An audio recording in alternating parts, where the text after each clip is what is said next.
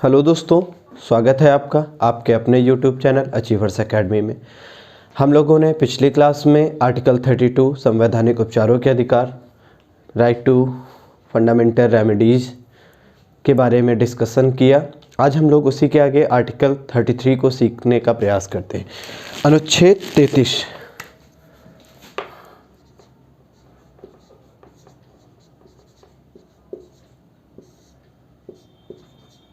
अनुच्छेद 33 कहता क्या है?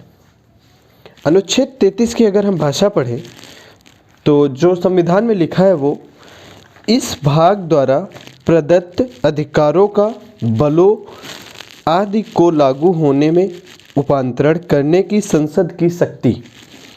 लिखा जाता है power of parliament to modify the right conferred by this part in their application to forces etc.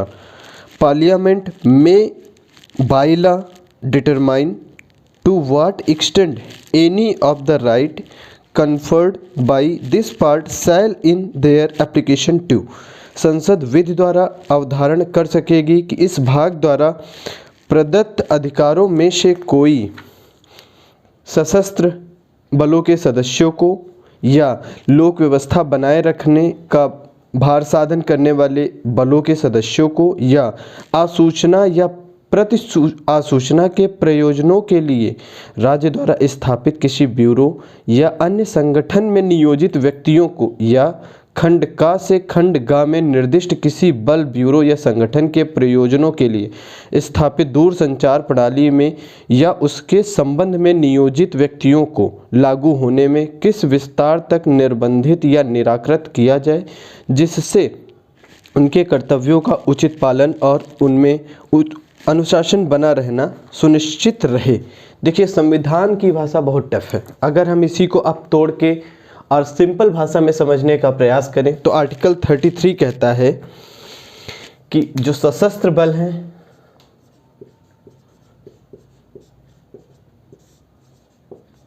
सशस्त्र बल, उसके साथ साथ कानून व्यवस्था के सदस्य, जो कानून व्यवस्था बनाए रखने के लिए लोग जरूरी होते हैं, कानून व्यवस्था के सदस्य या फिर आसूचना के सदस्य या फिर दूर संचार के सदस्य।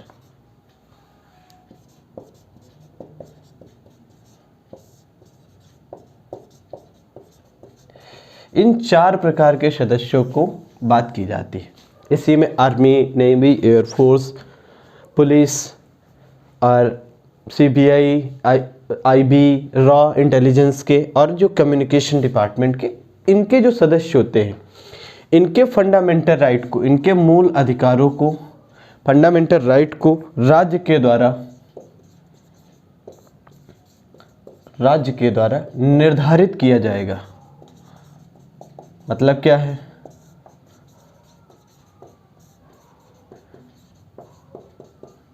जैसे सपोज करिए कि इनको right to freedom of expression and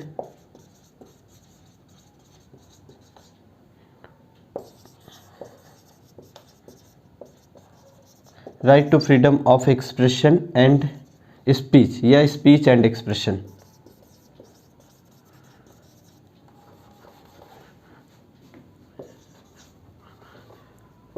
ये प्रोवाइड करा दिया जाए। तो सपोज करिए कि कोई भी देश की खुफिया जानकारी जो आम जनता तक तो फिर भी सही है, आम जनता से विदेशी या शत्रु मुल्क तक, शत्रु देश तक ना पहुंच पानी। तो हम यहां पर करते क्या है, राज्य निर्धारित करेगा कि जो गुप्तचर विभाग में लगे हुए लोग हैं वो, उनके फंडामेंटल राइट, उनके जो मौलिक अधिकार हैं वो किस हद तक प्रवर्तनीय होंगे, कहां तक लागू होंगे। तो राज्य उनको कम कर सकता है, बढ़ा सकता है, ये राज्य के ऊपर छोड़ दिया गया है। तो आर्टिकल 33 कहता है सशस्त्र बल, कानून व्यवस्था बनाए रखने वाले सदस्य, आसूचना के सदस्य और दूर संचार के सदस्य के जो मौलिक अधिकार है वो राज्य के द्वारा निर्धारित किए जाएंगे। तो आर्टिकल 33 ये कहता था। आर्टिकल 34 को देखते हैं। आर्टिकल 34 क्या कहता है? आर्टिकल 34 कहता है जब किसी क्षेत्र में, देश के किसी पार्ट में मार्शल लॉ लागू होगा और ऐसी स्थिति में किसी व्यक्ति के फंडामेंटल राइट अगर वायलेट होते हैं, सैनिक के द्वारा किए जाते हैं, सैनिक के द्वारा किसी नागरिक के मौलिक अधिकारों का निर्बंधन या हनन किया जाता है, तो ऐसी स्थिति में राज्य की इच्छा के बगैर या फिर सैनिक को मूल अधिकारों के निलंबन से उन्मुक्ति प्रदान की गई है। देखते हैं क्या कहता है आर्टिकल 34 अनुच्छेद 34। आर्टिकल 34 कहने का प्रयास करता है यदि देश के किसी भाग में, यदि देश के किसी भाग में मार्शल लॉ, मार्शल लॉ के बारे में बताते हैं। मार्शल लॉ अप्लाई है या लागू है, तो सैनिक अगर कोई ऐसा कार्य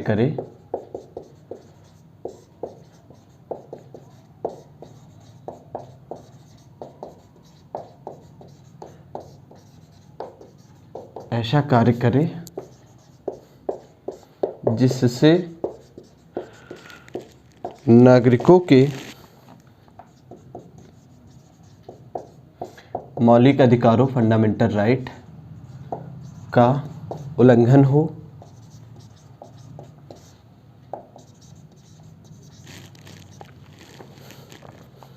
तो राज्य चाहे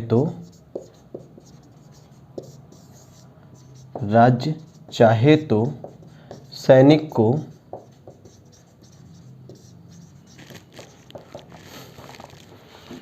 उन्मुक्ति दे सकता है।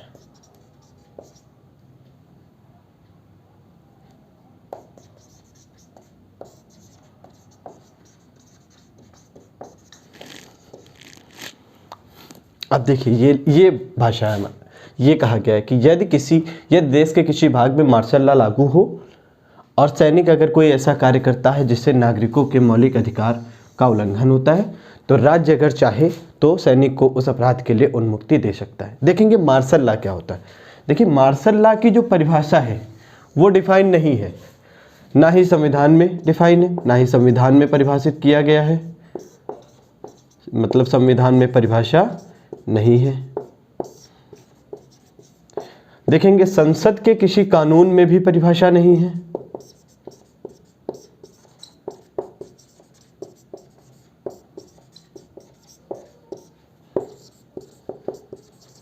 संसद के किसी कानून में भी परिभाषा नहीं है। और देखेंगे न्यायपालिका के द्वारा दिए गए वर्डिक्टों में भी, मतलब सुप्रीम कोर्ट के जो वर्डिक्ट आए हैं या फिर जो डिसीजंस आए हैं उसमें भी इसको परिभाषित नहीं किया गया है। मतलब कि मार्शल लॉ की परिभाषा नहीं है। लेकिन मार्शल लॉ को अगर परिभाषित किया जाए आम शब्दों में तो हम कहेंगे कोई क्षेत्र, यदि कोई क्षेत्र घोर अशांति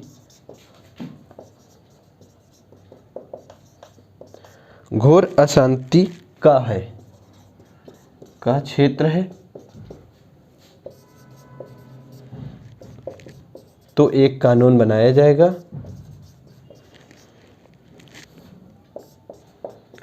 एक कानून बनाया जाएगा और सैनिक को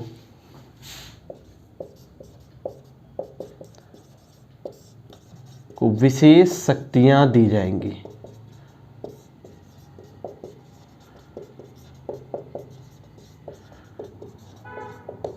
देखेंगे ऐसा कानून क्या है, अपस्पा के नाम से इस तरीके के कानून को जाना जाता है, अपस्पा। तो हम देखते हैं अपस्पा क्या है, armed force special power act 1958। 1958 में ये आता है।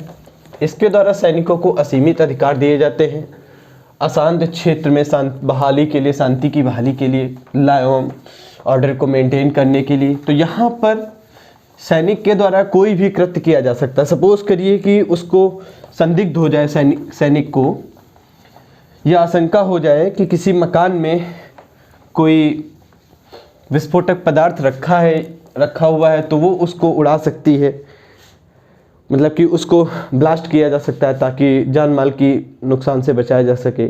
अगर आशंका हो किसी व्यक्ति को कि ये अलगाववादी या आतंकवादी प्रवृत्ति का है, तो उसे शूट एंड साइट भी किया जा सकता है। मतलब कि एक प्रकार से लोगों के जो राइट हैं, वो जो फंडामेंटल राइट हैं, वो पूरी तरीके से डिसमिस कर दिए जाते हैं। तो हम देखते हैं कि एक अफस्पा बनाया गया, armed force special power act 1958, 1958 में ये बनाया गया। इसके द्वारा जो सैनिक है उसको विशेष अधिकार दिए गए।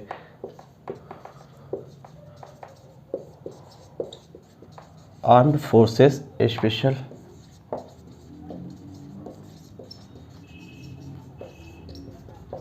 पावर एक्ट 1958, इसके द्वारा सैनिकों को विशेष शक्तियां प्रदान की जाती हैं। सैनिकों को विशेष शक्तियां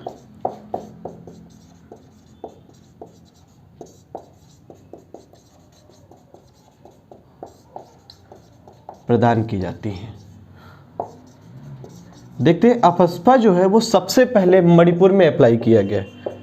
मणिपुर में कब लगाया गया? मणिपुर में 1958 में ही लगा दिया गया।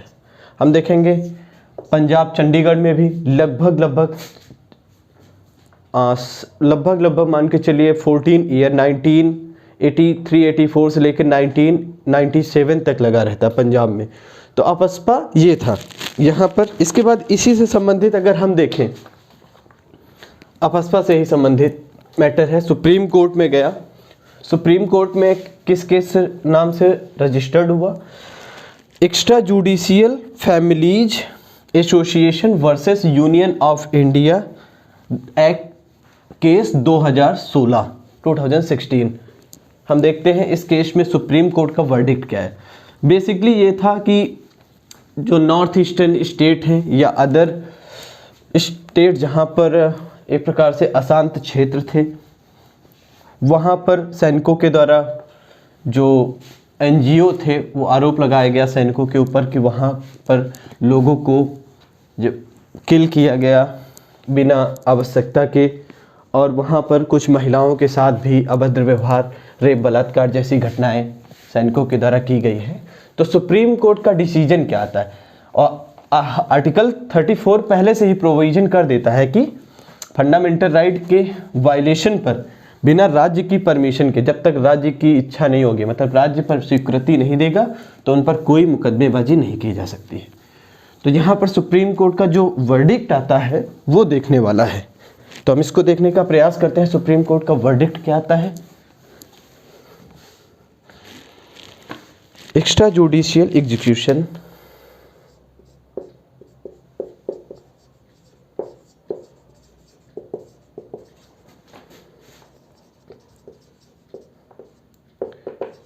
Execution family association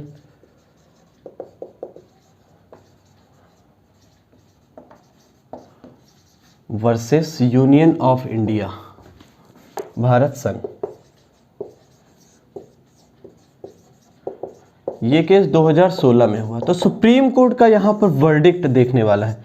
supreme court ने कहा ठीक है, फंडामेंटल राइट का अगर वैल्यूशन होता है तो राज्य की स्वीकृति के बिना केस नहीं चलेगा, लेकिन अटेम्प्ट टू मर्डर, अगर मर्डर किया जाता है, सैनिक के द्वारा कोई कत्ल कर दिया जाता है, तो उस पर केस चल सकता है। तो हम इसी को देखते हैं। यदि हत्या का मामला, यदि सैनिक के द्वारा कोई हत्या की जाती है, तो यदि हत्या का मामला हो तो राज्य की अनुमति के बिना भी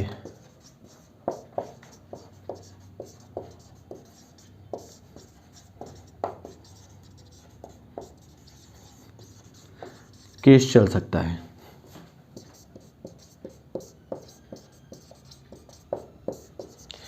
ये आर्टिकल 34 से संबंधित कुछ पॉइंट्स थे। हम देखते हैं आर्टिकल 35 क्या कहता है। आर्टिकल 35 कहता है फंडामेंटल राइट से संबंधित यदि कोई कानून बनाएगा, संसद बनाएगी, यदि फंडामेंटल राइट को व्याख्या की जाएगी कानून के माध्यम से, वो भी संसद के द्वारा की जाएगी, और अगर दंड का निर्धारण करना हो तो वो भी संसद के द्वारा की जाएगी। तो हम यहाँ पर देखते हैं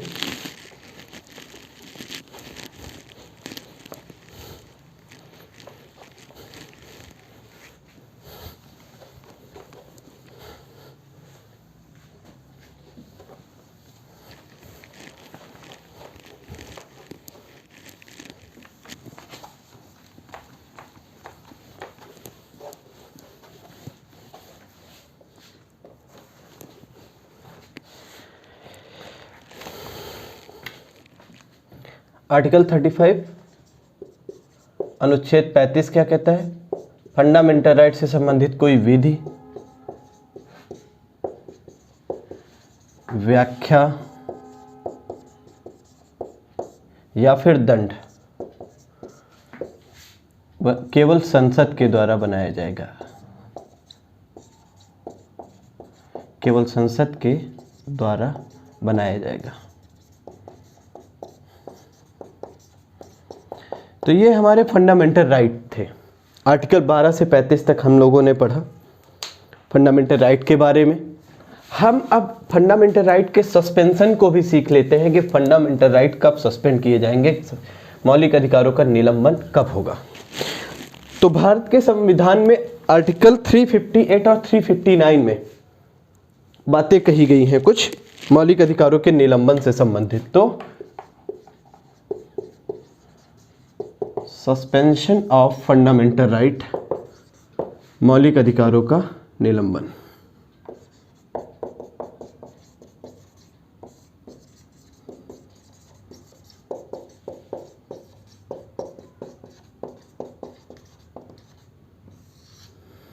हम देखते हैं आर्टिकल 358 और आर्टिकल 359 में बातें की गई हैं। हम देखते हैं आर्टिकल 358 कहता क्या है। युद्ध, वार या फिर बाह्य आक्रमण, एक्सटर्नल अटैक, युद्ध या बाह्य आक्रमण के कारण अगर राष्ट्रीय आपात की घोषणा की जाती है, के कारण राष्ट्रीय आपात की अगर घोषणा की जाएगी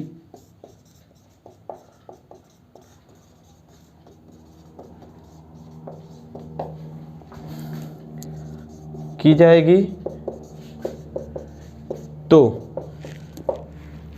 अनुच्छेद 19 right to freedom of expression and speech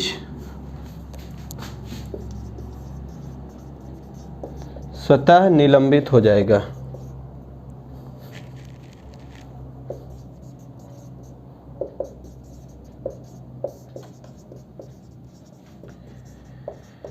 तो ये हमारा आर्टिकल 358 कहता है। अगर इसी में आर्टिकल 358 की टर्मोलॉजी आर्टिकल हम देखते हैं कि 359 क्या कहता है।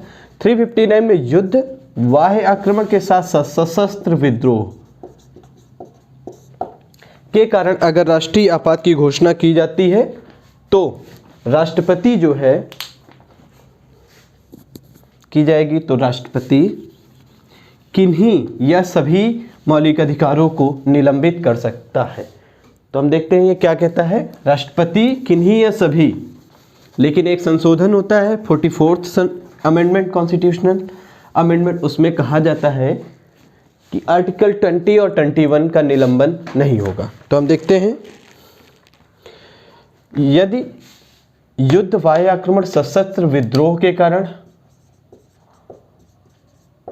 विद्रोह के कारण राष्ट्रीय आपात की घोषणा की जाएगी तो राष्ट्रपति, प्रेसिडेंट किसी या किन्हीं फंडामेंटल राइट की संख्या से संबंधित है। किन्हीं या सभी किन्हीं या सभी मौलिक अधिकारों का निलंबन कर सकता है।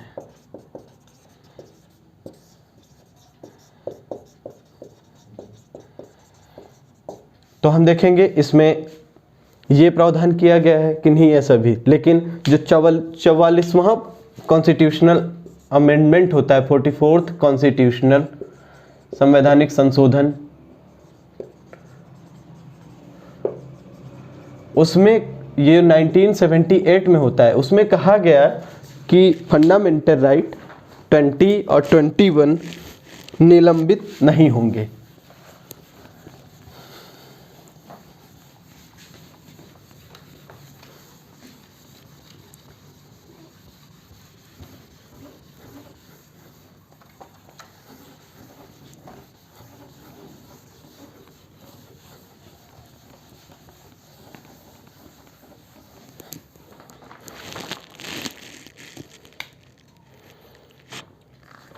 अनुच्छेद 20 और 21